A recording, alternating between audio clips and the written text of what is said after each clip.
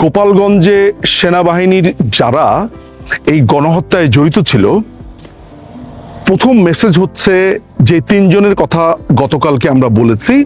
একটা হচ্ছে যশোরের যিনি জিওসি MJ ইমদাদুল ইসলাম, সেকেন্ড ম্যান যিনি সেখানে ছিলেন MD মিজানুর রহমান, এবং থার্ড মাবরুর রশিদ। এদের কোনো রক্ষা নাই। আমি এই মুহূর্তে আছি আমেরিকাতে, এবং আমরা এখান থেকে একটা যথাযথ পিটিশন যেখানে যেখানে দায়ের করার করছি। এই ছাড়াও পৃথিবীর যতগুলো দেশ আছে, যেমন আন্তর্জাতিক অপরাধ আদালত আগামীকালকে এদের তিনজনের বিরুদ্ধে তিনজনকে আসামি করে এবং আনুষাঙ্গিক ইউনুস এবং যারা আছে তাদেরকে আসামি করে কালকে একটা অভিযোগ দায়ের করা হবে। এটা নিশ্চিত যে আগামীকালকে সকালের মধ্যেই সেই অভিযোগটা আমরা দায়ের করছি। অলরেডি ড্রাফটিংয়ের কাজ শুরু হয়েছে। ইতিমধ্যেই আমরা ইউনাইটেড নেশনসকে গতকালকে 3টি ডিপার্টমেন্টে আমরা চিঠি পাঠিয়েছি, এদের পুরো গণহত্যার বিবরণ, কিভাবে তারা খুন করেছে, কিভাবে ঘটনা ঘটেছে সেগুলো। আসলে আমরা অনেক সময় যেটা করি সেটা হচ্ছে আমরা বলি যে এইটা করব সেইটা করব, আমাদের আসলে অ্যাক্টটা অনেক সময় করা হয় না বা স্লো হয়।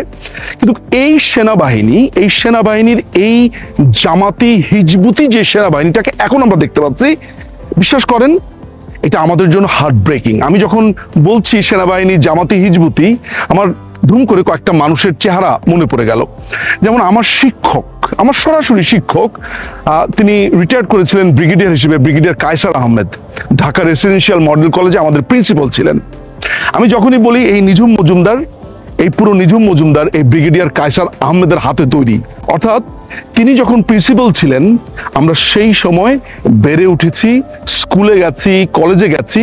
তার যে স্ট্রিক্ট অনুশাসন, তিনি একটা মানুষকে কিভাবে গড়তেন, সেনাবাহিনীর তো তিনিও ছিলেন। অর্থাৎ সেনাবাহিনীর এমন একজন অফিসার যার আন্ডারে বড় হয়ে আজকে গর্ব করে বলতে পারি যে আমরা ব্রিগেডিয়ার কায়সার আহমেদের ছাত্র। সেই সেনাবাহিনীকে যখন আজকের দিনে দাঁড়িয়ে আমি বলছি যে হিজবুতি জামাতি, আমার নিজেরই এক ধরনের আর্তনাদ হচ্ছে। আমাদের সাবেক সেনাপ্রধান আজিজ আহমেদ, আমাদের এর আগে যারা যারা সেনাপ্রধান এসেছেন, অনেক অনেক সম্মানিত ব্যক্তিরা আছেন। যখন আমরা বলি তখন আমাদের একটু খারাপ লাগে যে এই মানুষগুলো তো সেনাবাহিনীকে দুর্দান্তভাবে সার্ভ করে গেছেন। আমাদের বন্ধুরা আছে, আমাদের বান্ধবরা আছে, নানান ধরনের আত্মীয় স্বজন আছে, কিন্তু পুরো সেনাবাহিনীর বিরুদ্ধে আমি বলছি না। আজকের এই ভিডিও পুরো সেনাবাহিনীর বিরুদ্ধে না। এই যে তিনজন অফিসারের কথা বলেছি, তাদেরকে আইনের কাঠ গড়াতে দাঁড়াতেই হবে। শুধু আমি একা না, সারা পৃথিবীর যারা অ্যাটলিস্ট পড়াশোনা করেছেন দেশের বাইরে, তারা আজকে এক হয়েছেন। এই গোপালগঞ্জের গণহত্যার জবাব তারা দেবেন, এবং মেধা দিয়ে। আমরা কি পাল্টা মারামারি করব? না। বাংলাদেশে যারা আছে তারা সংগ্রাম করছে তাদের মতো করে। আমরা দেশের বাইরে যারা আছি তারা এই তিন ইতরের বিরুদ্ধে, এরা সেনাবাহিনীর অফিসারের নামে কুলাঙ্গার, দেয়ার বুচার। আমি আপনাদেরকে একটু ইতিহাসটা স্মরণ করিয়ে দেই। সেটা হচ্ছে মুক্তিযুদ্ধের পরপর এই স্বাধীন রাষ্ট্রের জনক, জাতির জনক বঙ্গবন্ধু শেখ মুজিবুর রহমানকে হত্যা করেছিল কারা? সেনাবাহিনীর কিছু সদস্যরা। ঠিক তার পরপর, এবং তারা নানানভাবে কি করেছে সেটা আপনারা জানেন। এরপরে নভেম্বরে যেই প্রতি বিপ্লব হয়েছিল, সেখানে খালেদ মোশাররফকে হত্যা করা হয়। খালেদ মোশাররফের সাথে ATM হায়দার এবং নাজমুল হুদা, এই তিনজন সেনা অফিসারকে, এবং যারা মুক্তিযুদ্ধের sector commander, sub sector commander ছিলেন, তাদেরকেও হত্যা করা হয়। তার কিছুদিন পরেই হত্যা করা হয় কর্নেল তাহেরকে। জিয়াউর রহমান এই হত্যাকাণ্ডটা করে। আবার জিয়াউর রহমান 1977 সালে বিমান বাহিনীর অফিসারদেরকে, হাজার হাজার অফিসারদেরকে হত্যা করে।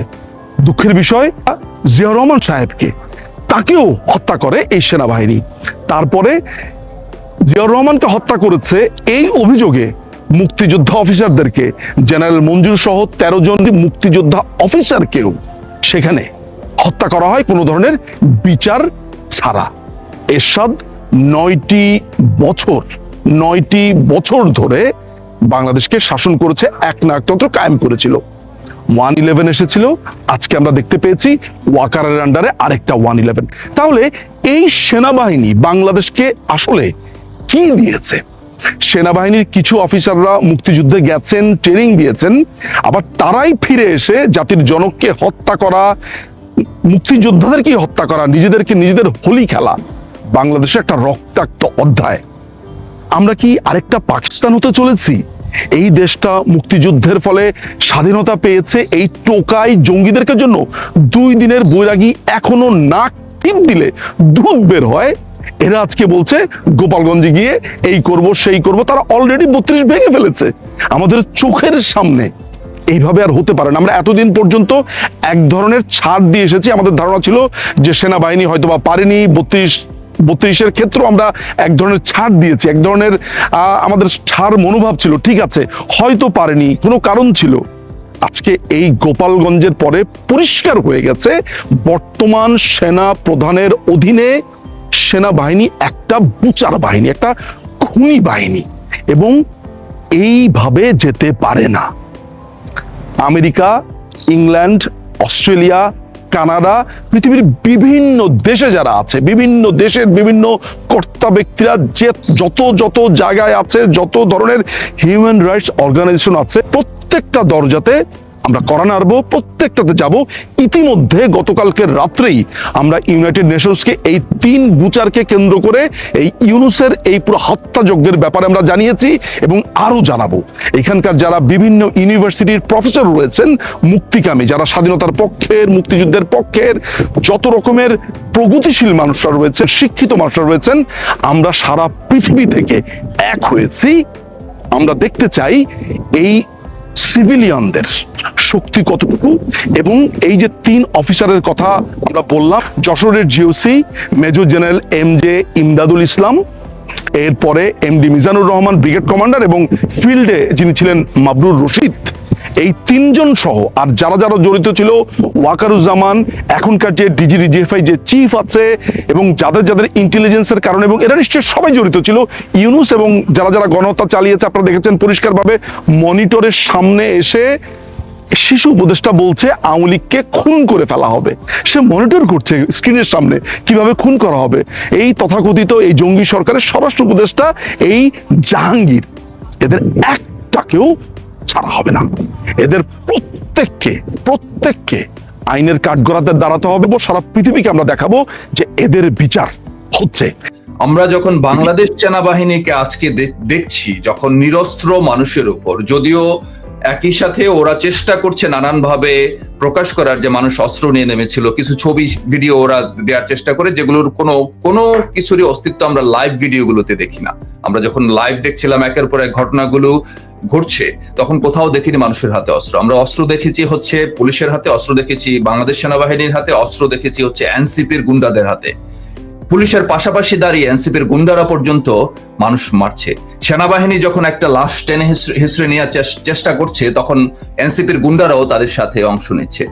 এখন বাংলাদেশ সেনাবাহিনী নিয়ে আমার যে প্রশ্নটা আপনার কাছে, সেটা হচ্ছে, আপনি বললেন যে 71-এর পরাজয়ের যে প্রতিশোধ নিচ্ছে। বাংলাদেশ সেনাবাহিনী তো 71-এর পরাজয় বরণ করেনি। বাংলাদেশ সেনাবাহিনী যেটা, সেটা তো হচ্ছে 71-এর জয়ী যে গোষ্ঠী। আমরা তো জানি যে 1971 সালে অসংখ্য আমাদের সৈনিকেরা প্রাণ দিয়েছে, অসংখ্য সৈনিকেরা লড়াই করে দেশ স্বাধীন করেছে। আমাদের 7 জন বীরশ্রেষ্ঠের 7 জন বীরশ্রেষ্ঠই বাংলাদেশ সেনাবাহিনীর। তাহলে হঠাৎ করে বাংলাদেশ সেনাবাহিনী কেন এরকম আচরণ শুরু করলো? আপনার কি মনে হয়? আমি জানি যে বিষয়টা আসলে জানা আমাদের পক্ষে খুবই কঠিন। আপনার কি মনে হয়? কারণ হচ্ছে যে আমরা যেটা জানি যে হ্যাঁ, কিছু সিনিয়র যারা আছেন সেনাবাহিনীর, তারা হয়তো বিদেশি ডলার পেয়েছেন, টাকা করি কামিয়েছেন, এবং সেজন্য ওরা হচ্ছে 5ই আগস্টে নাম লিখিয়েছিলেন। কিন্তু বর্তমান সেনাবাহিনী কি জানে না যে এই ধরনের হিউম্যান রাইটস ভায়োলেশন যেগুলো হচ্ছে, যেটা কোনোভাবে লুকিয়ে রাখা সম্ভব না, সেটা করে এরা যে পার পাবে না? দেখুন, এই প্রসঙ্গে বলতে গেলে আমি গোটা সেনাবাহিনী নিয়ে কথা বলতে চাই না। যেমন বঙ্গবন্ধুকে হত্যা করেছিল বিপদগামী কিছু সেনাবাহিনীর সদস্যরা, যাদের ভিতরে পাকিস্তান থেকে প্রত্যাগতরা ছিলেন এবং তারা ব্যবহৃত হয়েছেন বিভিন্নভাবে। এই জন্য আমি গোটা সেনাবাহিনীকে অভিযুক্ত করি না। একটা কথা আমাদের মনে রাখতে হবে, আপনার এই প্রোগ্রামটা লক্ষ লক্ষ মানুষ দেখে এবং এর ভিতরে তরুণ প্রজন্ম অনেক। পাকিস্তান যখন ছিল অবিভক্ত পাকিস্তান, সেই সময় কিন্তু বাঙালিদের কাউকে সেনাবাহিনীর পদস্থ কর্মকর্তা পদে অধিষ্ঠিত করা হতো না। সর্বোচ্চ একজন মাত্র কর্নেল হয়েছিলেন জেনারেল আতাউল গনি ওসমানী, যাকে বঙ্গবন্ধু পরবর্তীতে প্রমোট করে তাকে গুরুত্বপূর্ণ দায়িত্বে নিয়ে আসেন। তাহলে সেই সময় বাঙালিদেরকে সেনাবাহিনীতে কোথাও গুরুত্বপূর্ণ জায়গায় দিত না। এটা বঙ্গবন্ধুর মাথায় কাজ করেছিল। এজন্য তিনি দেশ স্বাধীনের পরে বাংলাদেশ সেনাবাহিনীকে বললেন যে মুক্তিযুদ্ধের মধ্য থেকে গড়ে ওঠা এই সেনাবাহিনীকে আমাদের দক্ষ সেনাবাহিনীতে পরিণত করতে হবে। এই জন্য তিনি আমাদের সেনা কর্মকর্তাকে বিভিন্ন দেশে বিদেশে ট্রেনিং এ পাঠালেন, বিভিন্ন দেশ থেকে সমরাস্ত্র আনলেন, কারণ তখন তো বাংলাদেশে সমরাস্ত্র এরকম ছিল না। এভাবে তিনি সেনাবাহিনীকে একটা স্ট্যান্ডার্ড জায়গায় নিয়ে আসার জন্য চেষ্টা করলেন। কিন্তু সেই জায়গায় আমি বঙ্গবন্ধুর কোনো ভুল বলার ঔদ্ধত্য আমার নাই। জাতীয়তাবাদী নেতারা কিন্তু সবসময় কঠিন হতে পারে না। পৃথিবীর সব দেশেই জাতীয়তাবাদী নেতাদের হৃদয় থাকে বিশাল, এই জন্য তারা বলে তোমরা আমার ভাই, আপনি বলে না, মনে হয় যেন সবাই তার সন্তান। এই জন্য পাকিস্তান ফেরতদেরকেও বঙ্গবন্ধু দেশের বাইরে ট্রেনিং করার, যেমন জেনারেল এরশাদকে ইন্ডিয়া থেকে ট্রেনিং করান আনলেন, অন্যদেরকে বঙ্গবন্ধু মনে করলেন এরা তো বাঙালি, কাজে বাঙালিরা স্বাধীন দেশ আমি দিয়েছি, নিশ্চয়ই তারা তাদের পূর্বের প্রভুদের কথা মনে থাকবে না, দেশের ভিতর থাকবে, এরা প্রমোটেড হবে বিভিন্ন ভাবে। কিন্তু দেখা গেল সেই পাকিস্তান ফেরতরা অন্যদের সঙ্গে ষড়যন্ত্রে লিপ্ত হয়ে বঙ্গবন্ধুকে খুন করলেন। শেখ হাসিনা আসার পূর্বে আমাদের সেনাবাহিনী কিন্তু বিপর্যস্ত অবস্থায় ছিল, নামকে অস্তা সেনাবাহিনী ছিল। তাদের পোশাকটা স্ট্যান্ডার্ড ছিল না, তাদের জুতাটা স্ট্যান্ডার্ড ছিল না, তাদের আর্মস গুলো আধুনিক ছিল না, তাদের বেতন ভাতা ওইরকম ছিল না। যারা কনস্টেবল থেকে প্রমোশন হতেন অনারারি বিভিন্ন পোস্টে, এই সুযোগটা ছিল না। শেখ হাসিনা আসার পরে যেমন জেনারেল শফিউদ্দিন সাবেক সেনা প্রধান, তিনি তার একটা স্টেটমেন্টে দেখলাম টেলিভিশনে বলছেন, যেটা এখন ফেসবুকে ঘুরছে, তিনি বলছেন যে এক বেলা রুটি খেতে হতো, শেখ হাসিনা এসে 2 বেলা ভাতের ব্যবস্থা করলেন। রেগুলার আমিষ পেত না, তিনি আমিষের ব্যবস্থা করলেন। বেতন কম ছিল, বেতনের ব্যবস্থা করলেন। তাদের ব্যাংকের ব্যবস্থা করে দিলেন, প্রমোশনের ব্যবস্থা করে দিলেন, এবং জাতিসংঘ মিশনে তাদেরকে স্পেশাল তদবির করে পাঠানো এবং বাংলাদেশকে নাম্বার 1-এ পরিণত করে, যাতে আমাদের সেনাবাহিনী সেখান থেকে বৈদেশিক মুদ্রা অর্জন করে এনে তার পরিবারকে দিতে পারে। এবং সেনা অভ্যন্তরের যে সাজসজ্জা, সমরাস্ত্র, বাংলাদেশের ইতিহাসে শেখ হাসিনা যেভাবে করেছেন এটা কেউ করেন না। তিনি যতগুলো ক্যান্টনমেন্ট করেছেন, তাদেরকে 4 স্টার জেনারেল করেছেন, বিভিন্ন ভাবে তাদের কিন্তু তিনি সুপ্রতিষ্ঠিত করেছেন। এখন সঙ্গত কারণে আপনার মনে প্রশ্ন হতে পারে, শেখ হাসিনা এত কিছু করার পরেও সেই সেনাবাহিনী কেন তার বিপক্ষে? এই জায়গাটা আমাদের একটু রাজনীতির দার্শনিক দিকে, ফিলোসফিতে যেতে হবে। রেজাউল ভাই, আমি একটু যোগ করতে চাই। এখানে সেনাবাহিনী কিন্তু শেখ হাসিনার বিপক্ষে ভূমিকা নেয়নি, এখানে সেনাবাহিনী ভূমিকা নিয়েছে সাধারণ মানুষের বিপক্ষে। আমরা যেটা জানি যে আওয়ামী লীগ নিষিদ্ধের নাটক করে, যদিও আওয়ামী লীগ এমন কোনো কর্মসূচি দেয়নি যেটা হচ্ছে যে সাধারণ মানুষের বিরুদ্ধে যায়, আওয়ামী লীগ এমন কোনো কর্মসূচি দেয়নি যেখানে হত্যা, ভাঙচুর, অগ্নিসংযোগের ঘটনা ঘটে, তারপরও আওয়ামী লীগের কর্মসূচি নিষিদ্ধ করা হয়। নিষিদ্ধ করার নাটক করে একের পর এক নেতাকর্মীদের কিন্তু সবাইকে অ্যারেস্ট করা হয়েছে গোপালগঞ্জে। এবং সাধারণ মানুষ যারা নেমে এসেছে, যাদেরকে ইভেন খুন করা হয়েছে, আমরা জানি যে তারা হচ্ছে রং মিস্ত্রি, টাইলস মিস্ত্রি, ভ্যান চালক, যারা সাধারণ মানুষ, যাদের নাভিশ্বাস উঠেছে, যাদের বঙ্গবন্ধুর জন্য রক্তের টান, তারা তাদের নিজেদের ভূমি রক্ষার জন্য মাঠে নেমেছিল। সেখানে তো আসলে আমি আমি আমি আমি বুঝতে পারছি না কেন ঠিক সেনাবাহিনী এ ধরনের ভূমিকা অবতীর্ণ হবে। দেখুন, আমি যেটা শেখ হাসিনার সাথে বিরোধিতা না, বিরোধিতাটা তো আসলে সাধারণ মানুষের বিপক্ষে দাঁড়ানো। শেষবার আমরা জানি যে এরকম সেনাবাহিনী বাংলাদেশের মাটিতে সাধারণ মানুষের বিপক্ষে দাঁড়িয়েছিল, সেটা 1971 সালে, সেটা পাকিস্তানি সেনাবাহিনী ছিল। না, এখানে বিষয়টা আমি যেটা বলতেছিলাম যে দেখুন, পাকিস্তানের পরাজিতরা কিন্তু শেষ হয়ে যায়নি।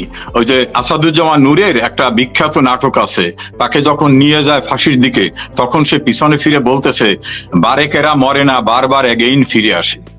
তো এই 71 সনের স্পিরিট যারা ধারণ করেন, তারা খোঁজেন কোথায় 71-এর চেতনা আছে। সেই চেতনায় যারা আছে ওটাই তাদের কাছে শত্রু।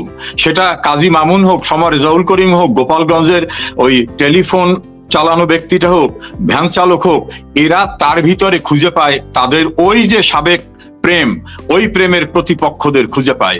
এই জন্য না হলে বঙ্গবন্ধুর কবর ভেঙে দেওয়ার জন্য তারা ভেকু মেশিন খোঁজে, মুজিববাদ তারা গুড়িয়ে দিতে চায়। এখন মুজিববাদটা কি ছিল? মুজিববাদ নামে কোনো মতবাদ নাই। তার কলিগরা, তার রাজনৈতিক সহকর্মীরা মুজিবের চিন্তা চেতনাকে মুজিববাদ বলতেন। কোনটা মুজিব চেয়েছিলেন? পাকিস্তান থেকে স্বাধীন করবেন, পরাধীনতার গ্লানি থেকে দেশটাকে মুক্ত করবেন, সাম্প্রদায়িক রাষ্ট্রের পরিবর্তে অসাম্প্রদায়িক রাষ্ট্র কায়েম করবেন, গ্রামগঞ্জে ধনী দরিদ্রের অবসান ঘটাবেন। এই যে মতবাদটা শেখ মুজিবের ছিল, এই মতবাদটাকেই তার কলিগরা কর্মীরা বলতো মুজিবের যে মতবাদটা, তার যে চিন্তাটা, তার যে ফিলোসফিটা, এটাই মুজিববাদ। এখন ওরাই মুজিববাদ বলতে ওইটাই খুঁজে পায় যে পাকিস্তানি সেন্টিমেন্ট এর বিপক্ষে মুজিবের দর্শন ছিল। সেই দর্শন বাংলাদেশের যে সকল মানুষরা পোষণ করে, সেটা আপনি বিদেশে থেকে করেন, বাংলাদেশে রিক্সাওয়ালা করুক, চা বিক্রেতা করুক, ঝালমুড়িওয়ালা বিক্রেতা করুক, এরা সবাই হচ্ছে ওই যে পাকিস্তানের পরাজিত গ্রুপ, তাদের যে উত্তরসূরি। দেখবেন আদর্শের উত্তরসূরি কিন্তু শেষ হয় না, কারণ ব্যক্তি না থাকলে ওই আদর্শ, ওই যে সাম্প্রদায়িকতার আদর্শ, ওই যে পাকিস্তানপন্থী আদর্শ, ওই যে মুক্তিযুদ্ধের চেতনার পরিপন্থী আদর্শ, এই আদর্শের মানুষগুলা বাংলাদেশে মেটিকুলাসলি এগিয়ে গেছে। সেভাবে তারা সেনাবাহিনীতে সুকৌশলে তাদের লোক প্রবেশ করিয়েছে, তাদের ভিতর ট্রেইনড আপ করেছে। না হলে গোলাম আজম পাকিস্তানের নাগরিক স্বীকৃত, তার ছেলে কিভাবে সেনাবাহিনীর এরকম গুরুত্বপূর্ণ পদে আসলেন? যারা ছাত্র শিবির করতেন, তারা কিভাবে ছাত্রলীগের খোলসের ভিতর ঢুকে গেলেন? এই জন্য বলছি, মেটিকুলাস ডিজাইন করে সেনাবাহিনীর ভিতরে, পুলিশের ভিতরে, বিভিন্ন জায়গায় ওই পাকিস্তানি সেন্টিমেন্টের কিছু লোক ঢুকে গেছে এবং